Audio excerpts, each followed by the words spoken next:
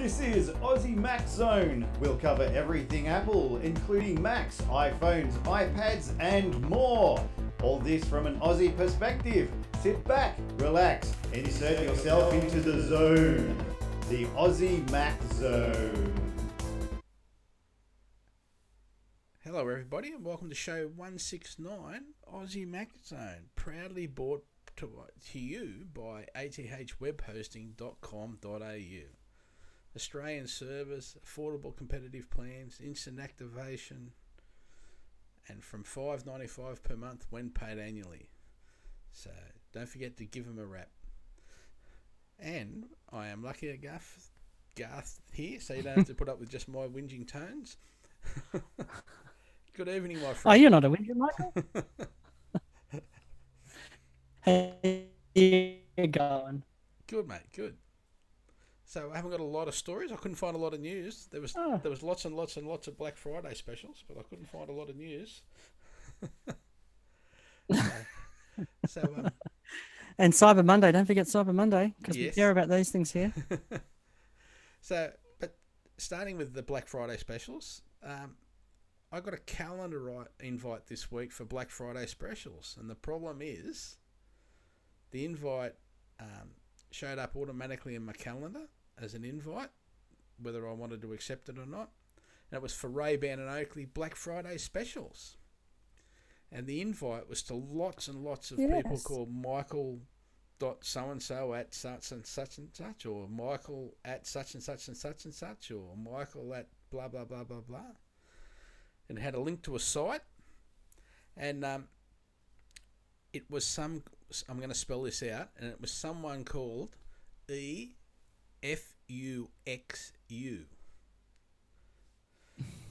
So that's who it was from. So that's why we're stressing here, don't just click links, please, people. You and me both, Michael. I got the same one. Oh, did you? Yep. Under Michael or under Garth? No, under Garth. Showed up in my calendar as a calendar invite. Yeah. I looked, I thought, what the? And deleted. Yes.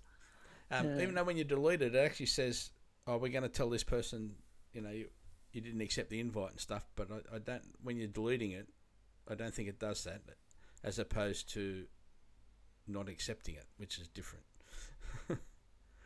Yeah, I'm not sure. On the iPhone, you don't get the options to send or don't send a response like you do. Oh, okay. Well, in Outlook and stuff. In Outlook, when you get a calendar invite like that, you can go, edit the response before sending, don't send a response, send a response when you delete or decline something. But you don't seem to get those options in iOS.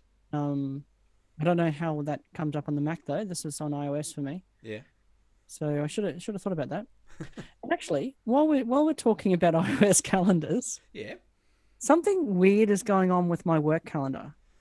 So we're just talking about a normal Exchange, 2013 Exchange, I think. Yeah.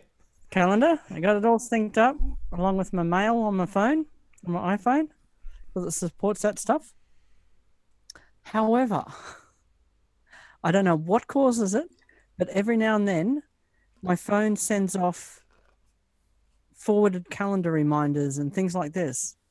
Like, my boss will get this as if I have forwarded a calendar invite, which I haven't. And same thing happens to her and other people, but only us who use iPhones. So it's very weird. It's automatically sending an invite to another person for something you haven't even created, or it's for... No, it's an existing event. So an existing event that's a reoccurring event, right? Yeah. That we've both already got in our calendar and has been sent by one or other of us. We've both got it in our calendar, and it will randomly send a response, an additional response or an invite. Well, it's an invite. Yeah, yeah. Sounds randomly resend the invite. Sounds like that's happening at the server end, but... Well, it only happens to people with iPhones. Mm. So maybe it is happening at the server, but there's something to do with... Something says, send it to me again. Or is it because they haven't got a reply fast? Like you haven't had a reply to say... No, it'll be some. I saw one day when I I didn't accidentally, when it sent out the same invite 6 times to all the people who were already accepted the invite. Okay, yeah. And it was like in a row, boom, boom, boom, boom, boom, boom, boom, a couple of seconds apart. And I haven't worked out what triggers it yet, whether it's viewing the event in the calendar or get one of those little pop-up reminders on the iPhone, and if you dismiss it or you don't dismiss it, or I don't know what causes it. Something does. More research, please, sir. This is yeah. And I'll try and have a look too. See if you've heard anything about that one. Yeah. Yes. So, Apple disbands the airport division. So Apple has closed its airport time capsule division and relocated staff elsewhere. Is this good or bad? What do you reckon? I think it's not. I don't think it's good. I don't know that it really matters too much one way or another. But I would prefer to see them upgrade time capsule, time machine, and the routers, because they were always pretty good. I guess possibly we're making space in that part of the market for some HomeKit device or some, Alexa type deal. Could be the go, yes. That is also a router and, takes the same. Yeah. The advantage of using an Apple, say, Airport Extreme or like the time capsule, if you've got servers and that's your primary first device, shall we say, as it comes in from the internet, that opens all the ports, etc. for you. So if you put your modem in bridge mode and then make your Apple device the router, it opens all the correct ports, etc. that you need for calendars and email and all that sort of stuff automatically. Okay. But having said that, they don't have to be like when they first started doing the wireless stuff. It's because there weren't any around really. When that MacBook, what was it? The iBook first came out with wireless in it. There weren't really very many choices for Wi-Fi, so they had to build something to show it off as well. So, but yes, I don't know what's happening. They had to push the market along in that respect. I've heard that sort of argument. Yeah. And now maybe they don't have to do that. Yeah. There are other. So I still hope that it's more a case. But we've got the delay happening. What's going on? Yeah. But yeah, I agree. I hope it's just making space. But yeah. Because it could well be. Yeah. We can hope. So, demand for Apple's new MacBook Pro shows no signs of slowing down. Though Apple's new laptops have been criticised from all angles for being overpriced and underpowered, Phil Schiller a few weeks back said that the initial MacBook Pro orders were quick to set new sales records. And Yoni Heisler reports for BGR, our online store has had more orders for the new MacBook Pro than any other Pro notebook before, Schiller said during an interview with The Independent earlier this month. So there certainly are a lot of people as excited as we are about it. Not only that, but ongoing demand for Apple's new laptops appears to be holding up as we transition headfirst into the busiest shopping period of the year, Heisler reports.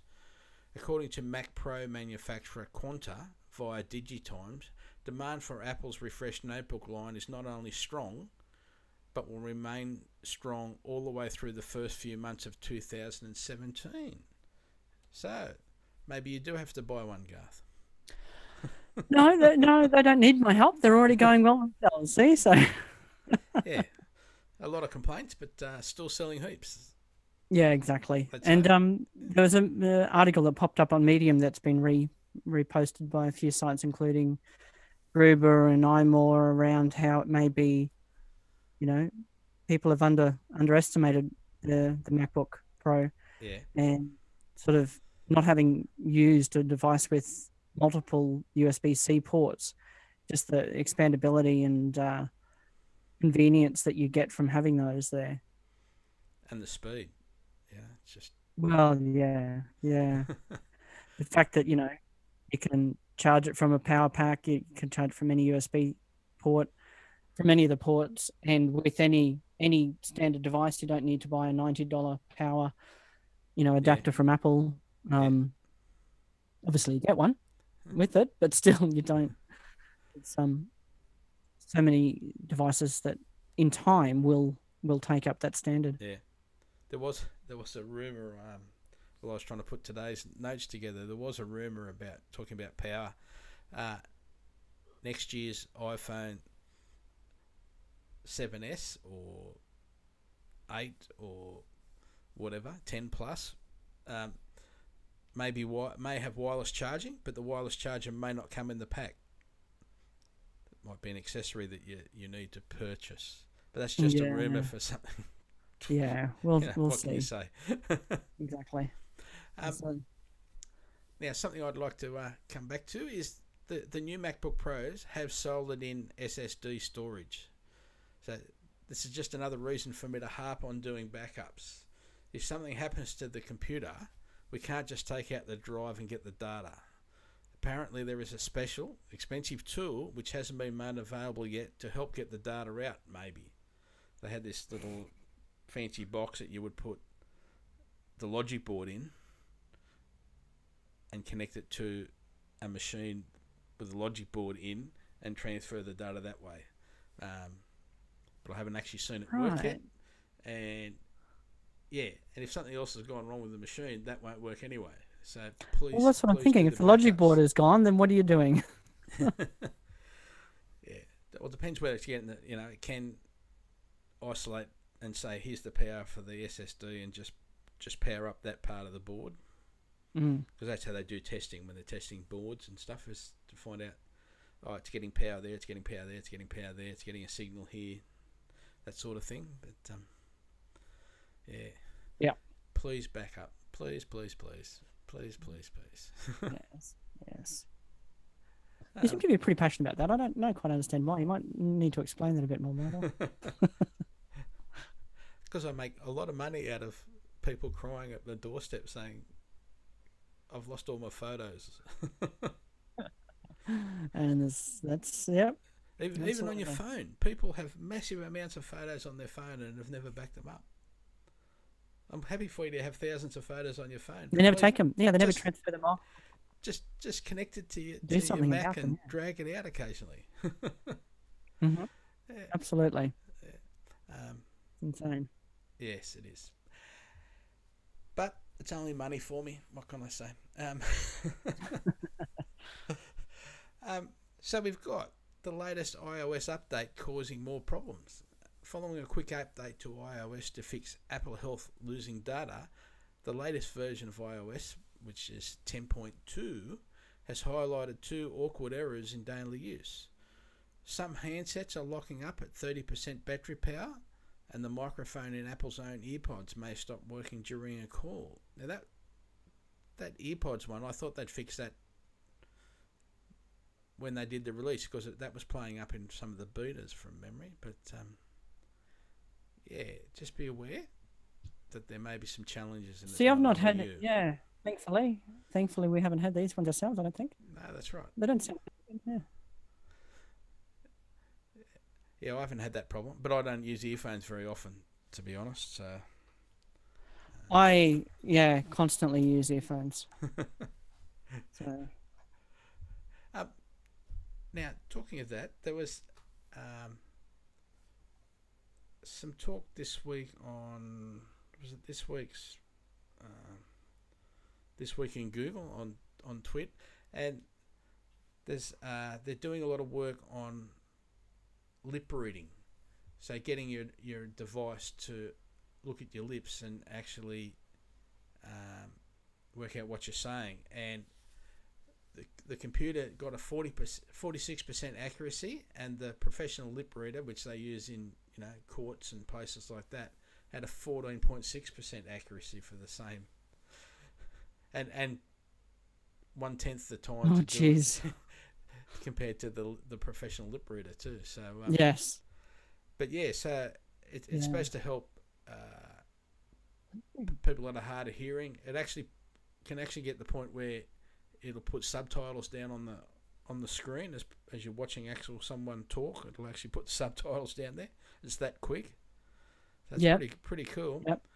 Even if they could use it to augment Siri's understanding of, the voice to text type stuff. Yeah, yep, it would help. But also, you don't have to say "Hey Siri" when you're in the train all the time. You could say it without actually saying it. Yes. So that's just one use. So you don't have to, especially when she's not working quite as well as she should, and you're saying it 14 times like I did in the car on the way home this afternoon. But oh no, it's amazing. You can say the same thing and she'll get it in 2 seconds or 20 minutes. Yeah, I sometimes just stop, give her 5 minutes off, and then start again, and it works again. I don't know. Maybe it's just the quality of the network I'm on at the time or something. I don't know. But I don't know. Yeah, it is funny how well it will work sometimes, and other times it just won't at all. Just won't at all. Yeah, it's just or it just hears you wrong. I guess a lot of it is to do with the environment you're in. Yeah. The noise level in the environment you're in, but even in the same place, it's very, I do nearly all of mine while I'm driving, of course. So I do have to be patient sometimes, but yes. But I'm usually not travelling very fast when I'm doing it because I'm in the bloody traffic, getting cranky. Traffic jam. Yeah, so it's just to try another thing, or try and call someone, or get it just to give you something else to get cranky about. You've got Siri not working for you. Yes. So I'm a bit disappointed in Apple today. So I had a customer last week who had her hard drive fail after only 2 years and a couple of months. And I told her to ring Apple, and they actually said, all right, well, you need to bring the machine into us, blah, blah, blah, as opposed to me, even though I'm a certified Apple tech, and we do all of this stuff. But Apple charged her $300 to exchange the drive. So, no, she did not have Apple Care, but it's still within that 3-year period anyway. And they sort of said, oh, these things happen, and, how long do you expect out of a drive? And that's like, I expect 9 years out of a computer and the drive, just so that's what I personally expect. Yeah. So, yeah, that was this a spinning drive, obviously? Yeah. Yeah, so I was a bit cranky, but away we go. Yeah. I don't know. I think we come to expect Apple to go above and beyond, but they don't always, Because really, she was out of the warranty period. Yeah. Have every right to charge for what they did charge, but we're used to them sort of bending those rules a bit. Yeah. But again, so I don't know. Is there had entitlement here? She hadn't done a backup. So before I gave it back to her, I effectively backed up all the data because it was failing. And now I'll be able to put all the data back on when I get it back. It's been delivered to me, and I'm doing it tonight after the show. Just start the process of copying the data. So at least we did that, whereas Apple wouldn't have done that. They don't take generally don't take responsibility for your data in that way, because that's a bit of a rabbit hole for them. I can understand. Lucky she brought it to you as well. Yes. Well, true. Yeah. So, just to promote. Apparently, you like going down rabbit holes. I'm a bunny, mate. Go the rabbits. There you go. Oh dear, oh dear.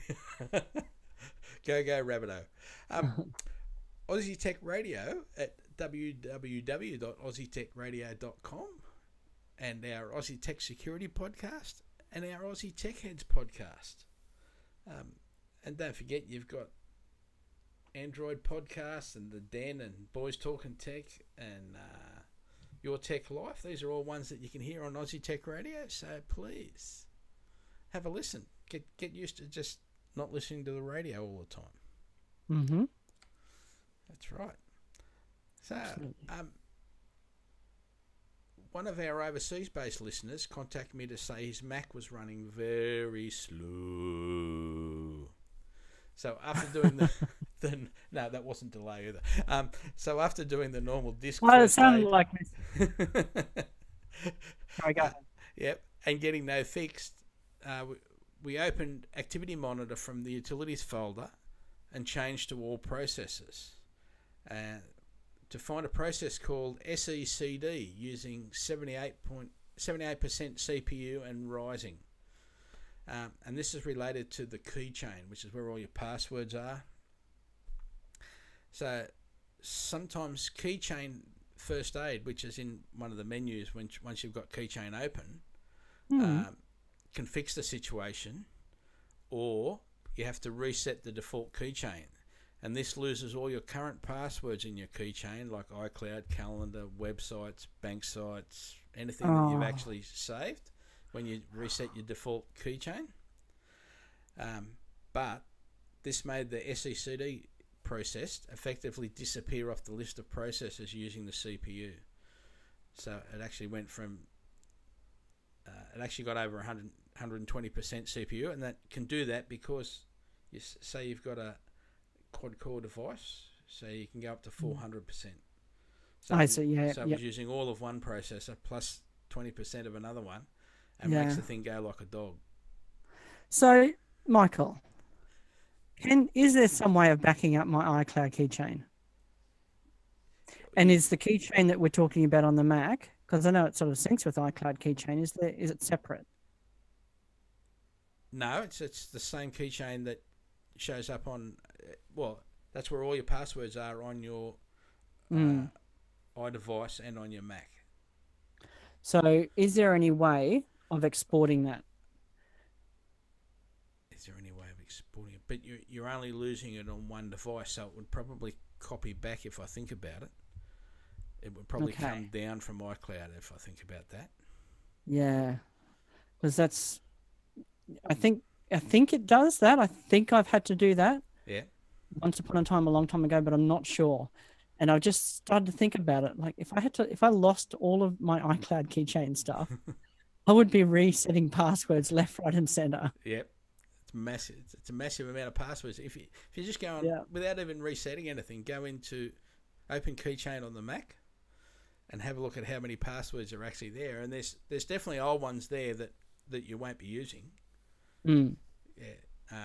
Servers that you log into at work that don't exist anymore, or printer web services that don't exist anymore. They're all still there. You can just delete those ones individually. Yeah, I've done a little bit of cleanup at times, but I was just thinking that it'd be good if there was a way to export it to a document, or import it with another one of these backup services like 1Password, or I will investigate that for you for next week. That will be one bit of homework I can do. I'll have a look myself as well. And even to the point, I'm not 100% sure whether you can reset the login keychain on your iDevice either. I'm not 100% sure about that. Yeah. So I don't know what happens if something goes wrong on your iDevice with your keychain. So because your iCloud keychain uses that additional. Well, sometimes it can be linked to your login, your 6-digit login thing. Yeah. And by default, it will let you link it to that. But you can set a separate 6-digit code for iCloud keychain as well, can't you? Yes.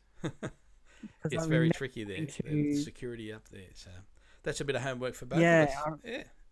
I remember having lost it at one point somehow. I can't remember how it all worked now, but I don't want to. If there's a way I can back that up, you're talking about backup. If there's a way I can get that backed up, because that would be a nightmare. Send more photos by email. So my customer today was trying to send a heap of photos by email, and they were TIFFs that had come direct from the camera, and they were about 20 megabyte per photo. 20 megabyte, not bit, byte per photo. So what we got to do was I got them to drag the folder of TIFFs to the Photos app icon in the dock, it imported the pictures, converted them to JPEGs. We then selected them all and clicked the outgoing icon in